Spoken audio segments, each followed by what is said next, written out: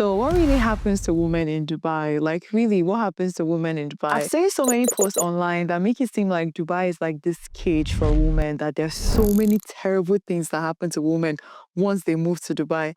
It's like once you're here as a woman, everybody just feels like it's such a terrible thing and you're just most likely not safe. And there's also this narrative that every black person that is in Dubai is either struggling or doing a blue collar job, or they're working as a cleaner, or they're working as a staff. Like they are not just like, succeeding at the level that they are supposed to. Now, there is some part of that that is true. There are people in Dubai that are living lives that are actually not authentic and true to them. But there's also a huge amount of wrong information circulating online. And I want to break that mold and actually talk to you guys about what happens to women in Dubai. Let's talk about that in today's video. Hi guys, welcome back to the page. My name is Chioma, the Dubai blogger on TikTok and on Instagram. And on YouTube, I am Dubai Sis in the City. This page was created to show you how to live in Dubai as a black woman and on a budget. If you're new here, welcome to my corner of the internet where we talk about how to actually thrive and create opportunities for yourself in Dubai.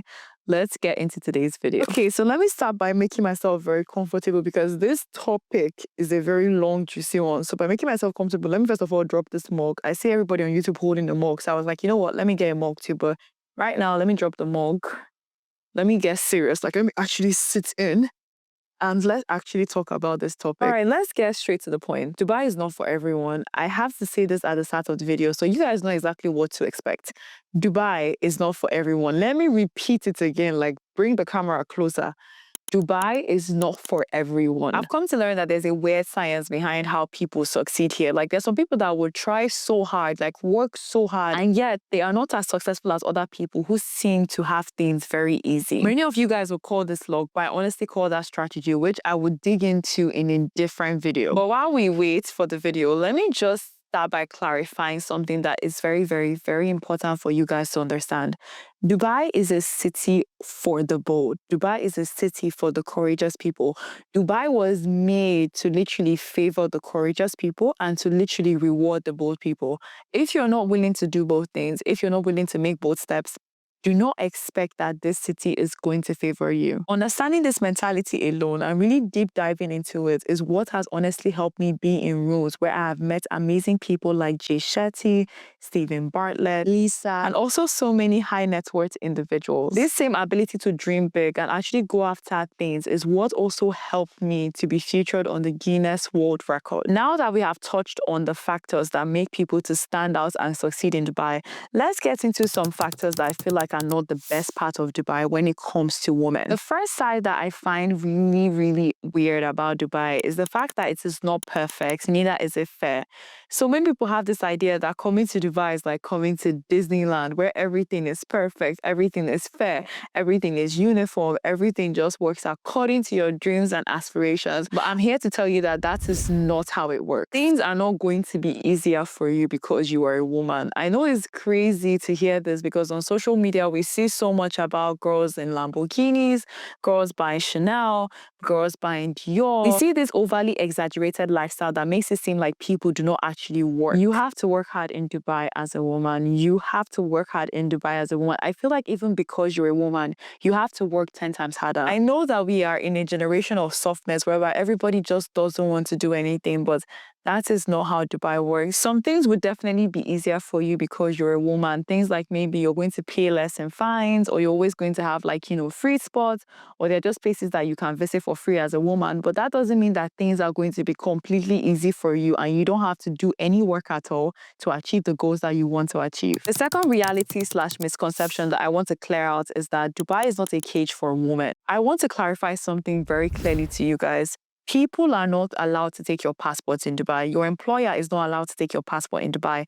It is not normal that you are applying for a job and they ask you for your passport. Like that is not considered as a normal type of behavior. Nobody is allowed to humiliate you. Nobody is allowed to insult you. Nobody is allowed to even hit you. And I feel like so many of us normalize these things as this is how people are treated in Dubai because we have lack of information. Before I got under an employment visa, I literally went to a 1-hour training class where they actually explained explain to me what my rights are as an employee in Dubai. Before you take on any visas, before you even consider moving here for work, I want you guys to actually do deep research and understand what are your rights as an employee in Dubai.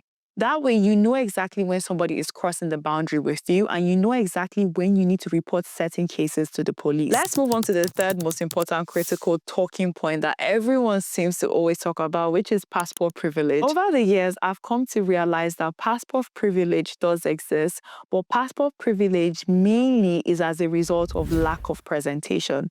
Let me tell you guys a quick story of a friend of mine who got a job that pays her 40,000 dirhams with a Nigerian passport. Back in 2020, when COVID had just started, I had a friend that had moved from Nigeria to Dubai to pursue a different degree completely. It was her first time in the city, and she was coming here to pursue a master's degree. When she came into Dubai, she already had over 5 years of experience. She already knew exactly how to do her job. She was basically moving from Nigeria to Dubai to study for a master's degree, and prior to that, she already had 7 years worth of experience working in Nigeria. So when she came here, she faced all the struggles that many of us face, things like low-paying jobs, things like nobody wanting to employ her. She was like, you know what, this city might not be for me. And then she decided to do what most people don't do. Rather than using LinkedIn as just a platform to apply for jobs, she actually decided to start posting on LinkedIn and showcasing the work that she does. She was presenting herself as this manager that had over 7 years of experience, as somebody that actually knew her brand, and she actually understood exactly